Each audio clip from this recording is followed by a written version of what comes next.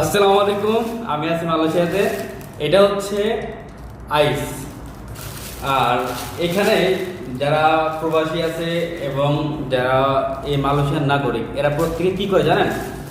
এরা হচ্ছে এই যে এটা হচ্ছে একটা কোল্ড ড্রিঙ্কস নিলাম, এটা এভাবে খাবে না, এরা এভাবে খাবে না। এটা কি করবে?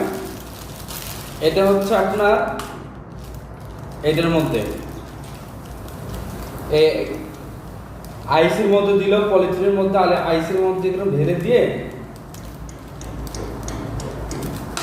এখন হচ্ছে আপনার এই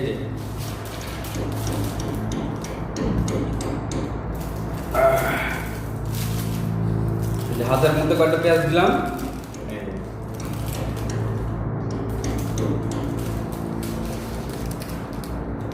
এইটা স্বাদ হচ্ছে সেই সেই স্বাদ দাদা, সেই স্বাদ। এটা বাংলাদেশে আমরা মনে করি বাংলাদেশে যারা এরকম বিক্রি করতে চায় তাদের ব্যবসা চরম যাবে।